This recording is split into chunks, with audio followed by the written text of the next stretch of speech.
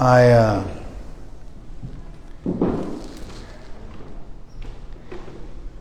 entertained a bunch of world religion college students yesterday.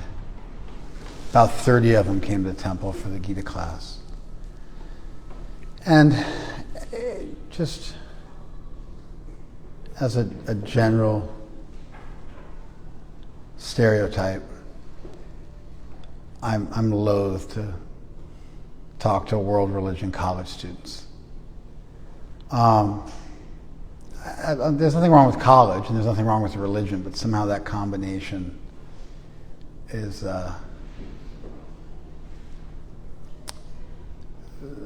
all joking aside, that combination results in somebody whose mindset is that they're an anthropologist inspecting a religion as opposed to a seeker engaging with a tradition. And so you end up with somebody who is predisposed to having some kind of a wall up. This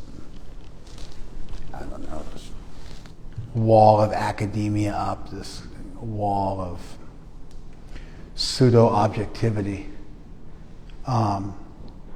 which means they're not seeking and they're not open. And there's very limited exchange that happens. It's very much of a one-way, and it's almost like they're like a bird watcher collecting data or something like that, and that's their mindset coming in. If there's something that I find even more detestable than world religion college students, it's also a school project usually, so that makes them even, now they're forced to be there against their will. So they've got this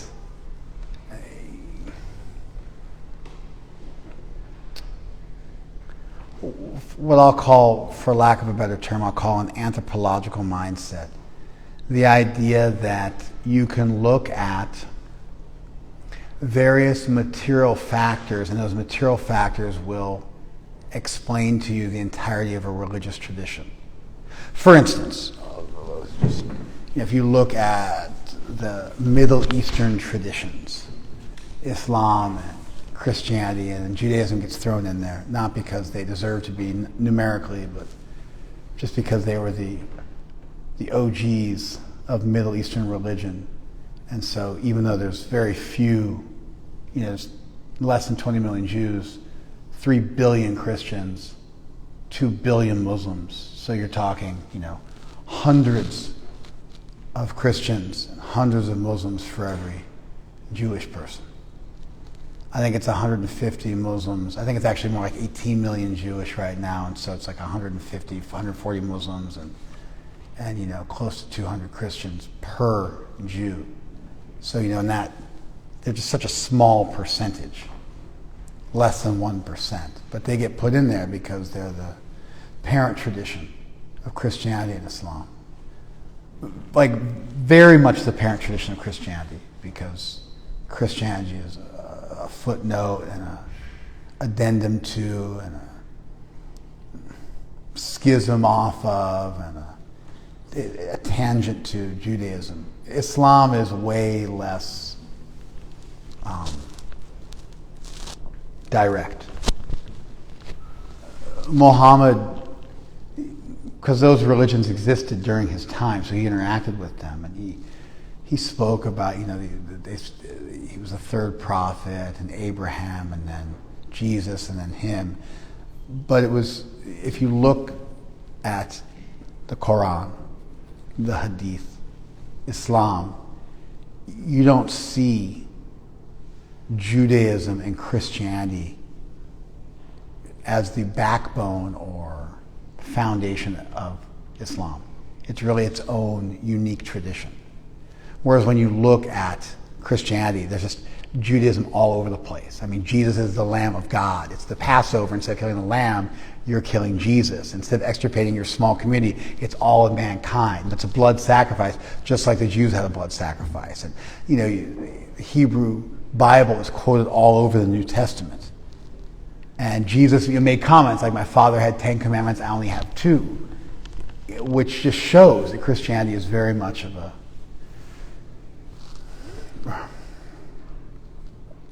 revival movement, a reformation, a schism, a tangent off of Judaism. So much, Christians hate idols, right? But there's nothing really in the Bible too much about that. The philosophical basis of the, iconoclast tendency in Christianity is traceable to Judaism. And so they're linked. That's why you get the Old and the New Testament together. That's why you get the Hebrew Bible as the Old Testament. They're much more linked. Anyway, so Islam is its own thing. But those traditions, you could say, hey, look at they're warring tribes, they're living out in the desert, there's scarce resources. So those traditions tend towards exclusivism, my way or the highway, there's only one way, heaven and hell, good and evil, and they tend to think in this very dichotomized way about the world. And that's because they were living almost like Bedouin tribes, living with scarce resources, fighting with their neighbors, and that us versus them mentality works really well if that's your landscape. And then when you look at the hierarchical inclusivism of Hinduism, or Buddhism for that matter, where you don't just cast other people aside, radically dualistic view of the world, but in a great civilization, where people had to live together for thousands of years, China, India, then people tended to be more inclusivistic. And they would tend towards my religion is better than yours because we have a few more bells and whistles, or because we have more insight. But instead of condemning somebody else, you critique them by saying you have a partial truth, or you're almost there, or you've got, and everybody's still part of one big happy family ultimately, and no one's forever condemned, because you have to live near your neighbors, and if you hate them vehemently, how are you going to live next to them? It's going to fracture society. So you could look at, for example, Eastern religion versus Middle Eastern religion, what we might call Western religion, but it really has its origin in the Middle East.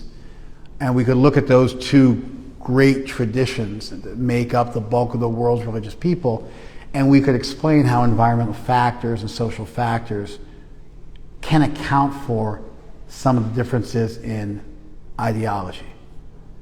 Did you guys follow that? The problem is when the entirety of the revelation is accounted for, because then what you're really doing is you're assuming at the outset that there is no there. No one had an actual revelation of God. Nothing spiritual actually happened. The religion is based on this idea, this hypothesis, that something spiritual happened. Moses or Abraham or Muhammad or the apostles or Jesus or Anand. Somebody had a revelation. Somebody had a vision. An apocalyptic, you know the word apocalypse? What does apocalypse mean? End of the world, right? No. That would be an eschatological event. What's an apocalypse? I mean, that's what everybody thinks, right? Apocalypsis is Greek, and it refers to a spiritual event where a vision of the other world is given, where information of that world is given. A revelatory event, a revelation, a vision of that world, of some higher truth, of some higher thing. Now that oftentimes goes together with eschatology, with the study of end times, but not always. For example, there are various times in the Bible where there is a vision, like when Jesus was baptized by John the Baptist, and the heavens parted, and there was a dove, and there was a voice from the heavens. That would be an apocalyptic event, but it was in no way signaling the end of times. The book of Revelations is an end of times event, second coming, breaking of the seven seals, and then the second Messiah, and the wicked are judged and the pious are sent back to heaven. That oftentimes they're together, but somehow apocalypse has just come to mean like disaster, although that's not what the term means. But there's always this apocalyptic, and I mean that in the actual meaning of the term, this revelatory event. Moses spoke to God, Abraham spoke to God, Muhammad spoke to God. Something spiritual happened, and that's what they say. That's their core claim. That's their core claim. But if you can account for all of it through anthropological events, through sociological events, if you can account for all of it through environmental factors, then you're essentially saying there's absolutely no truth whatsoever to your core claim. And that's incredibly dismissive and rude and closed-minded. And if there was some spiritual thing that had happened for that community of people way back when, you'd never notice it because you assumed at the outset that that couldn't be the case. And so you'll never even look beyond the purview of empiricism, even though the very purpose of that tradition is to say there is something beyond empiricism. You're going to determine at the outset that there's nothing beyond the material, and you're only going to look for causation within matter, and you're not even going to just even glance in the direction that something spiritual might have happened that is the core of that tradition. Did you guys follow this? It's incredibly condescending and closed-minded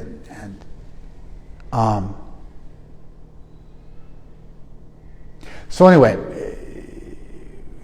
you get college students going to a world religion class. They've got that mindset. And so they're going to be closed-minded. They're fried because they got to go out instead of being able to go and drink or party or do whatever, play video games, whatever they're doing for a good time. Then they got to come and attend church. So they're already bent.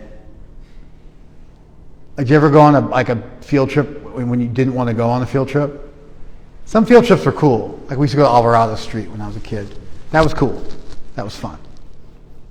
You guys know Alvarado Street, downtown LA? That's a cool place to go. Fun place to go. It's like little Mexico. All of Southern California is more or less El Patio de Mexico. So it's kind of, doesn't make sense. Like you're like Little Saigon or something like that. But you go to Alvarado Street, it's kind of like any other street because the whole cities, where you feel like you're south of the border. So anyway, some places you like going to, and then other places they make you go to, and it would just, it would suck. I'm trying to think. For me, that would be if we went to an art gallery.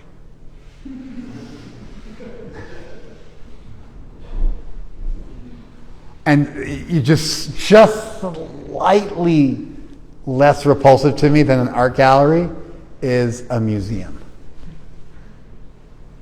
Those events I found, just to be, just I was just a waste of a day. Taking in culture. Of course, you would love those events, right? You do that now, right? You do that on your free time now, yeah.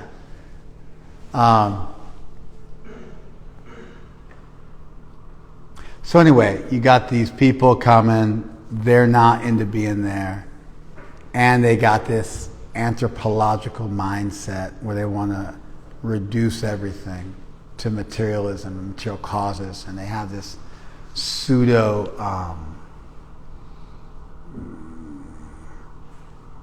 bird watcher affect that they're taking notes, like they're Freud or something like that. And you're going to them for psychoanalysis and taking little notes and trying to look, like real academic and authoritative. And but then there's only one group of people I like less than that to talk to, and that is if those people are from a Christian college. That's like my absolute worst. That just magnifies it, like an order of magnitude higher. It's like 10 times worse.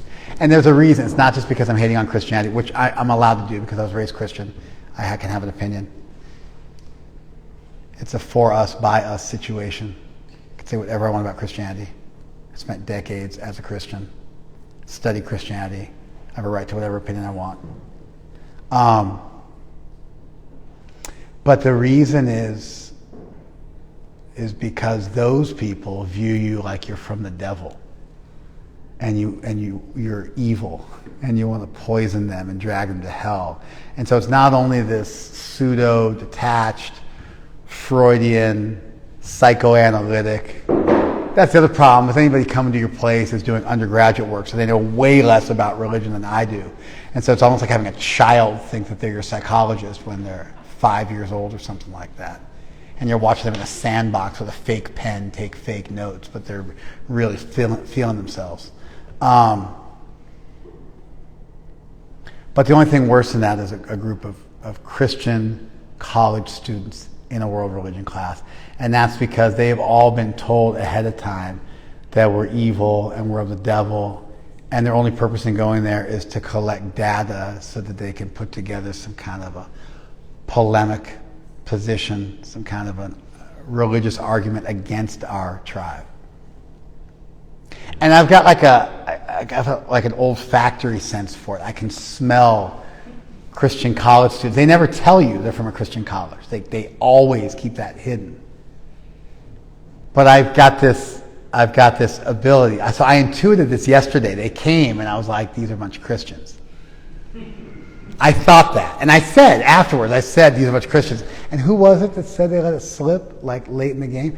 Ross was like, yeah, when they were on their way out the door, I was asking them and they wouldn't tell me. And finally on their way out the door, somebody admitted they were from some nonprofit, through a Christian organization, something 8 steps removed from Arkansas.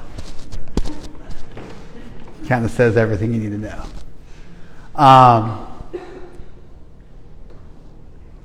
So I could smell it. And so I gave a class which was designed to rattle their cages a little bit. And I feel good about that. Number one, because it's my job is to present our tradition in a good light, represent. But also, 2 of the kids were walking out, and they said, "Finally, we got somebody who knows what he's talking about." Like the 2 kids were talking to each other, and I was like, "Yes." And so I gave a class. I talked about a number of things. I talked about moral philosophy and the implications of all good and all powerful God, and the incompatibility of hell with an all good and all powerful God, and the evolution of the idea of hell.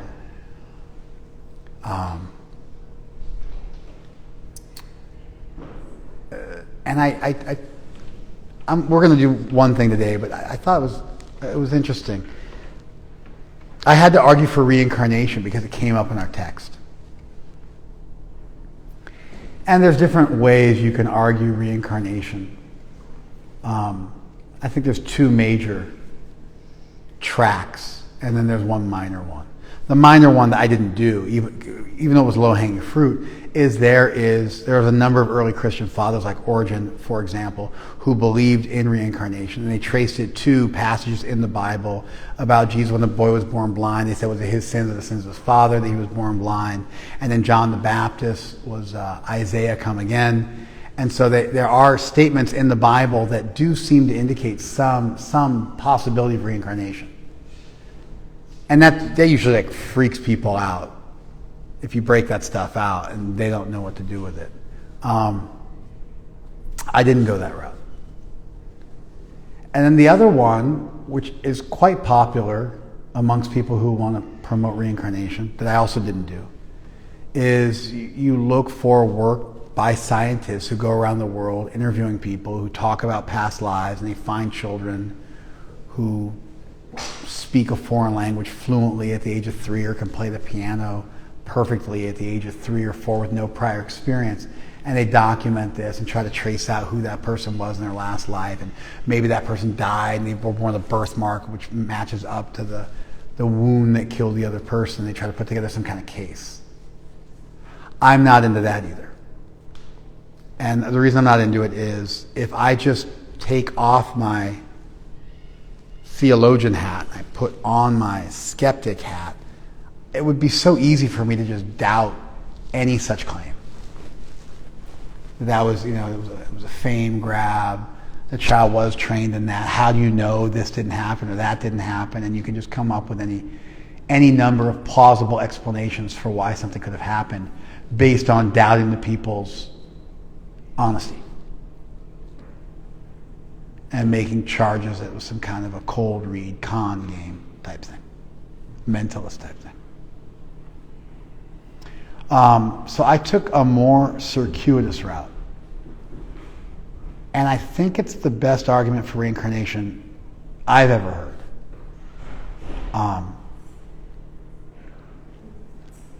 And that is that, if you accept that God exists and that God's all good and all powerful, an all good God would want to make the best of all possible worlds, and an all powerful God could make the best of all possible worlds. Therefore, if you believe in an all good and all powerful God, you also have to believe that we exist in the best of all possible worlds. If someone can demonstrate that this is not the best of all possible worlds, then that's a defeater to the idea of an all good and all powerful God. Because God either wasn't good enough to want to make the world in the best way, or he wasn't powerful enough to make the world in the best way. Now you can do some mysterium tremendum type deal where you talk about it's just a great mystery and we can't know, but it's pretty straightforward. One kid's born with a congenital heart defect. The other kid, who's their twin, is born without a congenital heart defect. The fact that that one doesn't have a congenital heart defect means God could have created 2 kids without a congenital heart defect, but he chose to give one a congenital heart defect and the other one not. And that makes him evil, because if a parent did that to their child, they would be in prison. And to say, well, we can't understand with our mortal minds, I disagree. I think we have perfectly logical and reasonable minds, and we can actually think about what's ethical and what's right, and we can make judgments like that. That's why murder is wrong. That's why rape is wrong. Or when God rapes people, it's a good thing. Or when God's a sadist, it's a good thing. Or when God torments people and tortures them, it's a good thing. The argument just doesn't pass muster. It doesn't work. And so if you can demonstrate that we don't live in the best of all possible worlds, it's a death blow to an all good and all powerful deity. Now the big one is suffering, and the way we deal with suffering is we blame suffering on us. But then you could ask, well, why did God create a world where we could screw up and make suffering? Because God gave us free will so that love could exist.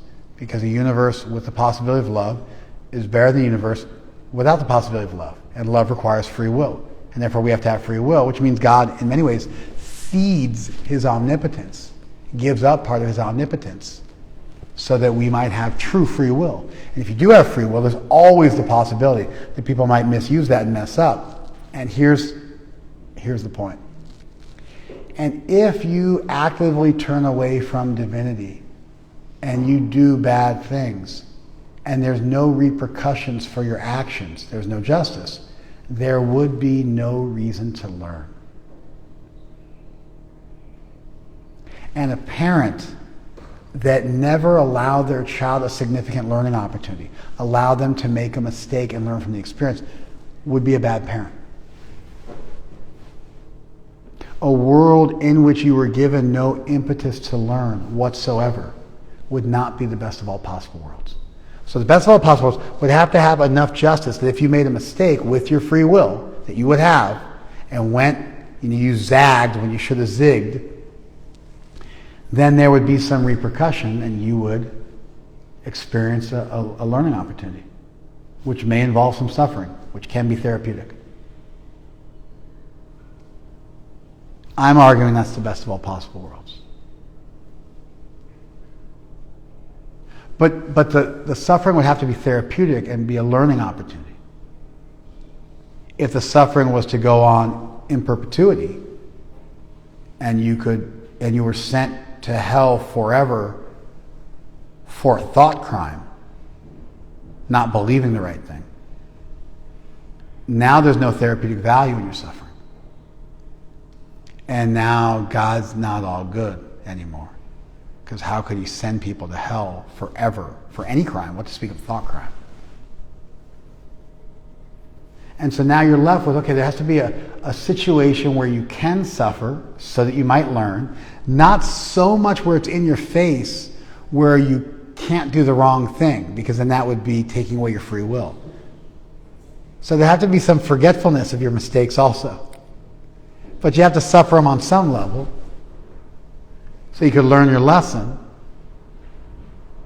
And you could never be out of options or out of opportunity to turn it around. And so a world with reincarnation, with a system of karma, where people get their just desserts, but they never get so affected by it that they have no way to climb out of the hole they dug for themselves. And they're never out of opportunities, but they're never forced to make the right decision.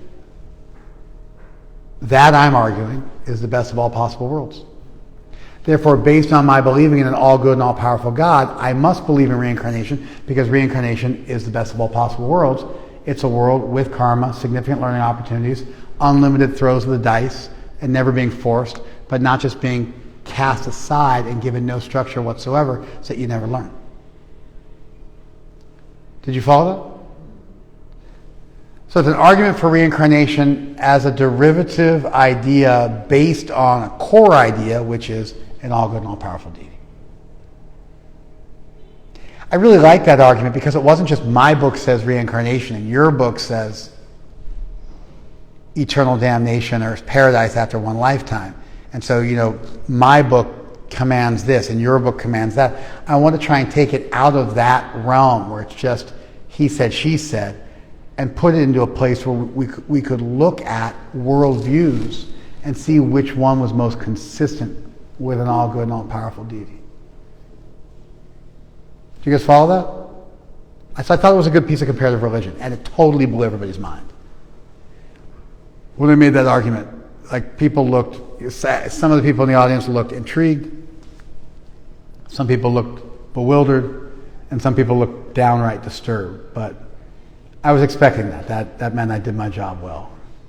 There was a certain percentage of that audience where if I made a really good argument, they were going to be disturbed. They were looking for things to critique us for, and if I gave them a really good argument that was coherent and stood up under scrutiny, they were going to be disturbed. And so it was just, it was a good day at the office.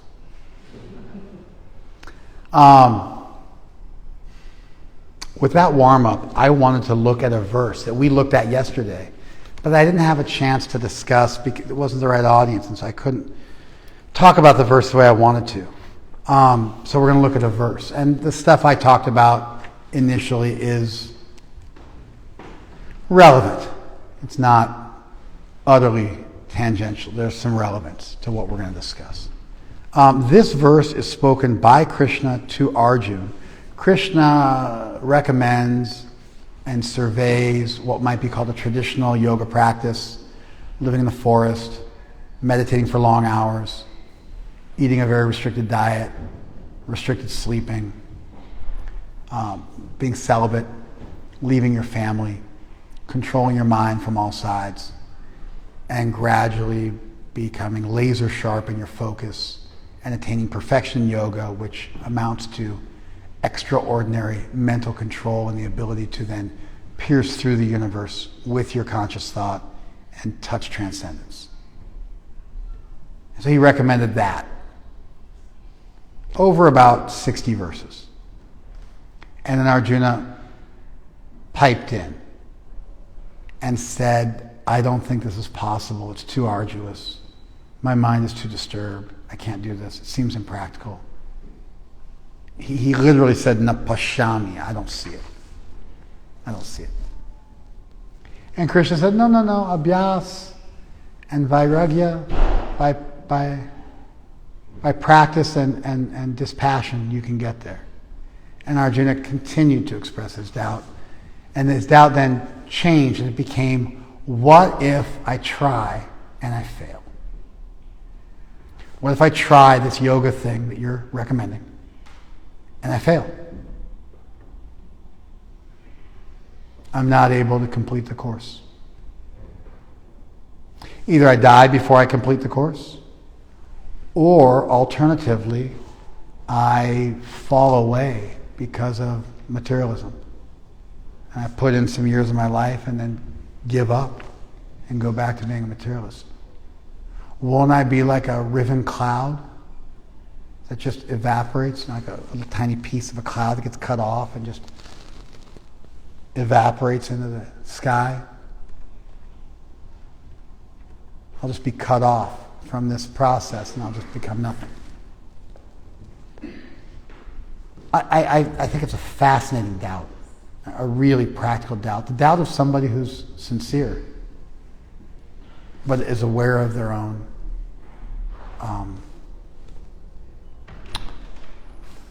frailties. So I thought I thought Arjuna's doubt was brilliant. It also speaks of the dialogue nature of Arjuna's discussions, the opposite of this divine command from above that can't be questioned and blind faith, and you have this really nice back and forth going on where Arjuna is able to freely express his doubts and look for answers. And so Krishna is answering this question in the verse that we're reading. And here's his answer. Partha naiveha namutra vinashastasya vidyate.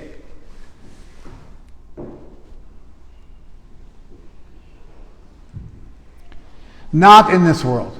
Na eva iha. Not in this world. Na amutra. Not in that world. Not in the afterlife. Vidyate, will you find vinashas, will you find destruction. Tasya, for that person. That person will never meet with destruction in this world or in that world. Nahi kalyan krit kaschit durgatim tata gachati. Someone, kaschit, who does good, kalyan krit, never goes to nagachati durgatim, to a bad place. You will not find that person meets with destruction in this life or in the next life. A person who does good, and kalyan means auspiciousness. Kalyan krit means someone who does something auspicious, somebody who does something spiritual, somebody who does something uplifting. My niece is named Kalyani. So is anybody from India here? You speak Hindi, right? You know the word Kalyan? How does it make you feel?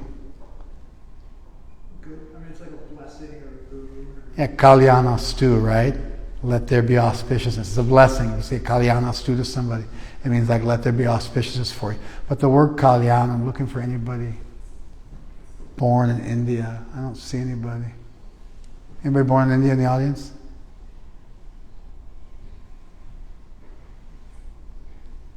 We might be getting too international. It's like aloha or mahalo. It's one of these words that for a culture, it like gives you a warm feeling. Kalyan krit nakaschit durgatin gachati. That person who does good, he'll never go to a bad place. And then Krishna says tata.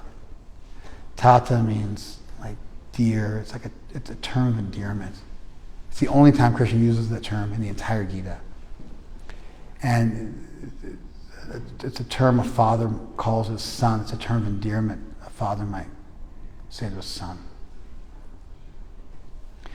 And so I think the verse is just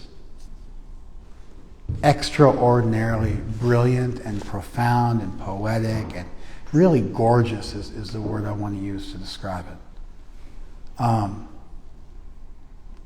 It's like stirs the soul.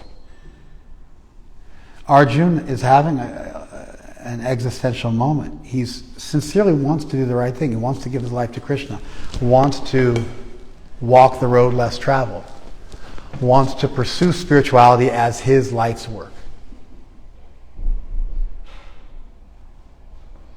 And that's the thing about religion, is nothing can compete with religion in terms of pursuing the highest goal.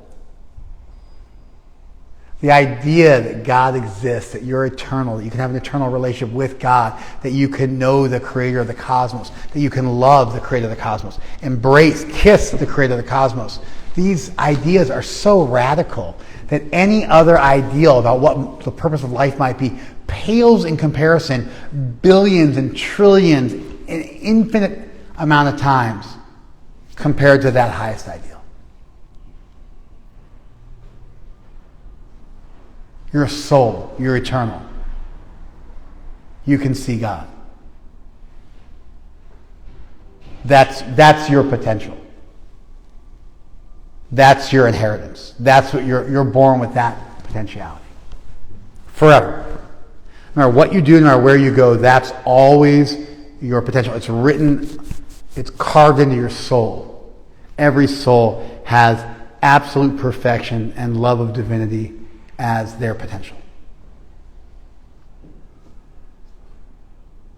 And anything else you try is a poor fit, because you were made to love divinity. But free will has to be there, so therefore you can choose what you want to do, because love requires free will. And so somebody embraces that idea. That idea becomes attractive to them. And they think, I want to do that with my life. That's how I feel. Somebody came along and did a pattern interrupt in my life and made a good argument to me over a period of time, a sustainable argument to me about what the purpose of life was and what I was capable of and what all souls were capable of. And I found it to be compelling enough. I adopted it as truth, and then I've been, for the last 35 years of my life, pursuing it. Daily.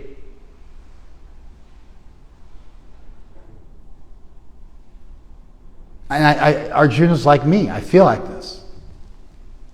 He was convinced. He has some faith, enough interest in this hypothesis that you want to get in the laboratory and do the experiment, try it out.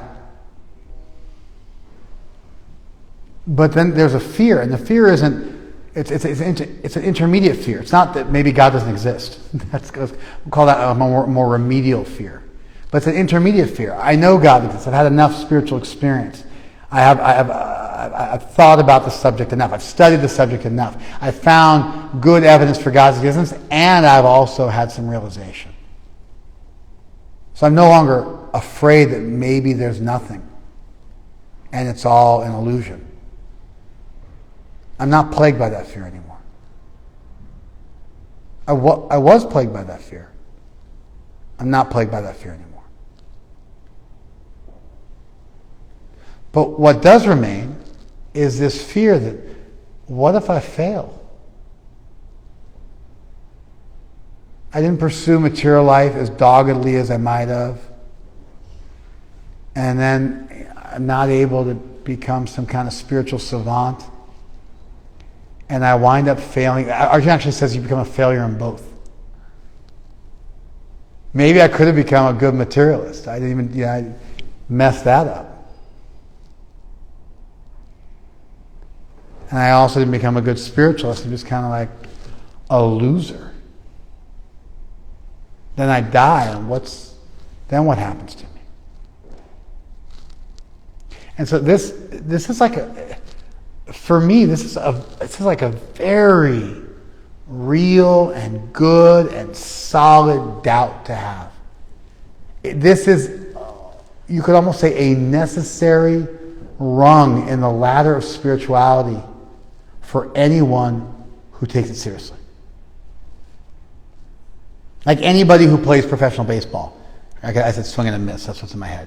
Anybody who plays professional baseball, or even plays baseball on an amateur level, on a high school level.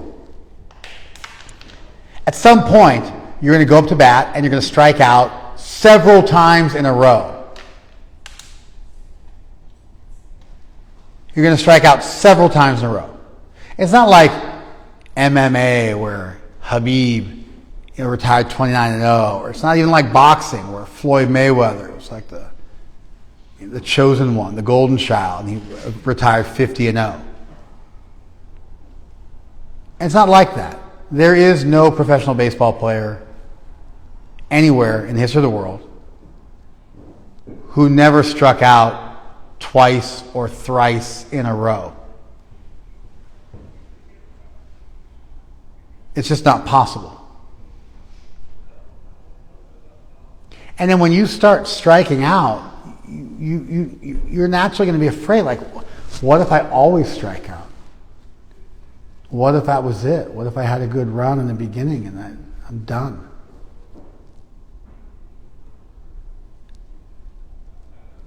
These doubts are going to have to occur.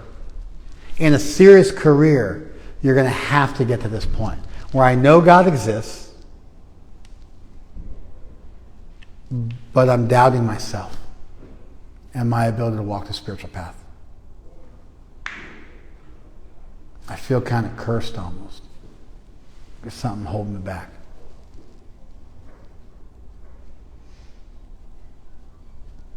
It's funny, like Tony Robbins and other people, they play on this. This is their marketing thing. Sign up for my course and pay me tons of money. Do you feel like you can't quite get what you want out of life? Like, who's not going to answer yes to that? You follow? Everybody's going to feel like that. But if you embrace this highest of ideals, then your own... It's not like my goal is to become like the best seller of Subarus in Huntington Beach. It's like, okay, you could do that. It's like okay, I mean, that's not impossible. You know? Subaru doesn't seem like it attracts the most cutthroat of salespeople, and you get in there and climb the corporate ladder and sell a lot of Subarus and get your name on that plaque. It's like a pretty, like, I'm going to graduate high school. It's like, okay, buddy, go, girl, you got it. But the goal of I'm going to love God and embrace God. I'm going to see God. I'm going to hold God's hand. That's big. That's big. Jesus was a fan of going big. In the gospel according to Luke, he says, if you don't hate your parents, you can't be my disciple. If you don't hate your spouse, you can't be my disciple. If you don't hate wealth and give up all your wealth, you can't be my disciple. If you don't pick up the cross and follow me, you can't be my disciple. And for thousands of Christians, that was their signal, become a martyr. Jesus was so heavy on renunciation. Because any serious spiritual tradition, which is talking about big stuff like loving God with your whole heart, then what goes along with that is letting go of materialism as being your raison d'etre, as being your purpose of existence. And anybody who seriously gets into that as their ideal is going to struggle with their own frailty. And so Arjun's asking this question on behalf of everybody. And Krishna's response is just incredibly loving. He says, like, my dear child, like my dear son. But even that doesn't work because it's multiple words. It's like tata. It's a term of endearment. It's a single word. Maybe beloved. Might be. I mean, there's other words that actually are beloved, but that might communicate in English what the word means. Prabhupada translates as my friend, which I also don't think is bad because they were friends. But like friend with a capital F, like a big hey, like you're my ride or die friend. You're my real friend. I'm your real friend. Like that kind of friend. And Krishna responds back, and it's a very simple response. He gets into elaborate detail and actually argues through it that if you don't make it all the way, you'll come back and you'll pick up where you left off. And the thing is that what other possible response would an all-good, all-powerful God make? Except for, I'm not going to throw you away just because you blew it. You'll get another chance. It's not all for naught.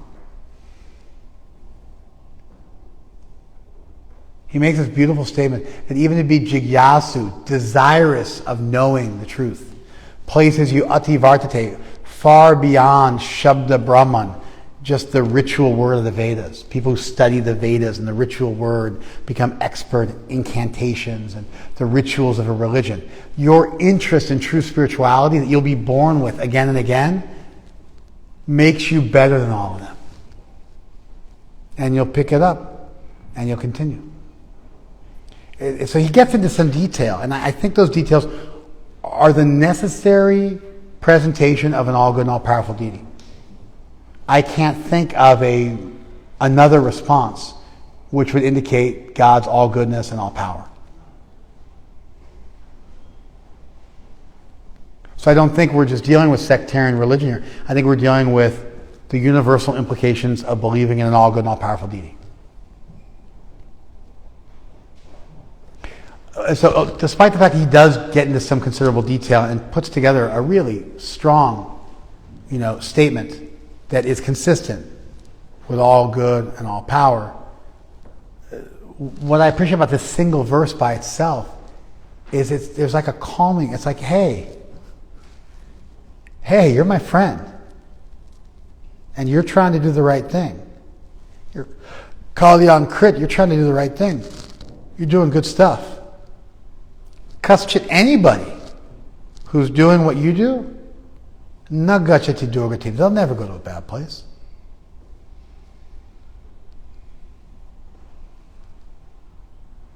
Na vidyate vinashas. You'll never find destruction in that person's life. Naiviha, not in this world. Na mutra, not in that world.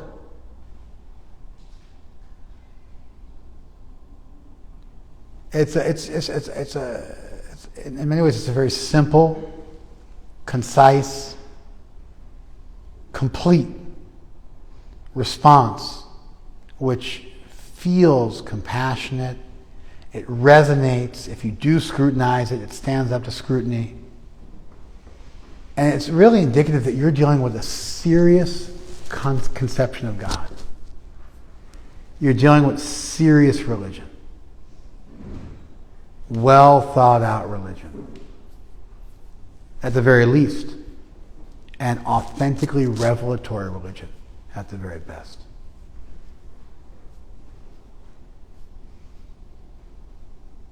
So I didn't get a chance to explore this with them because I was too busy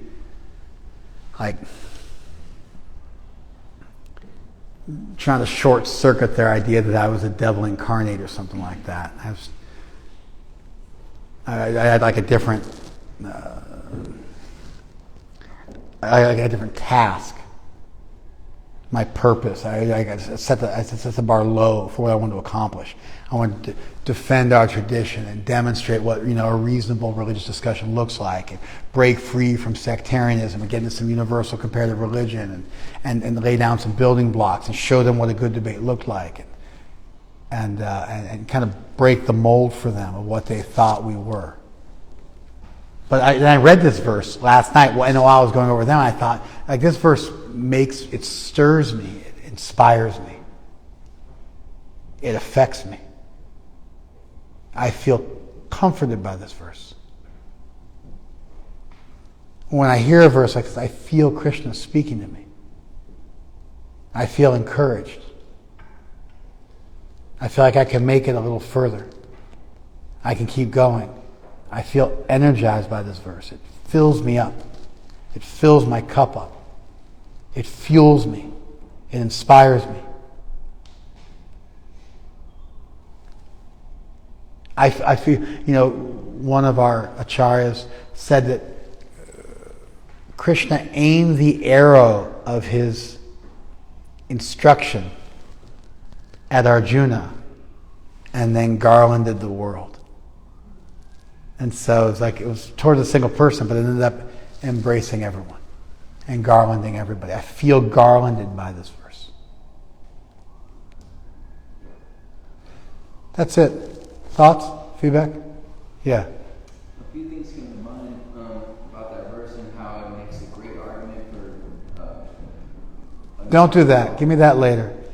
Give me the personal one first. Okay. Yeah, the things that came to me were karma, reincarnation, and protection. So it speaks to... I'm assuming that you, as an ex-convict who thought he might die a bunch of times in prison and spent over 10 years of his life in prison, I'm feeling like you for sure had dark nights of the soul. Yeah. And even though our life arcs, our trajectories might look a lot different,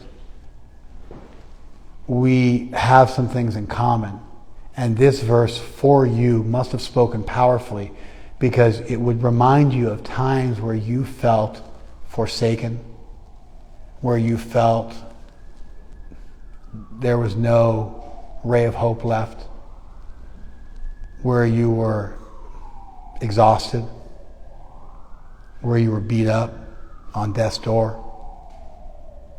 And then you're thinking about this verse, and it would have a sense of comforting, almost reaching back and rewriting those moments in your life and make you feel like Krishna never left you.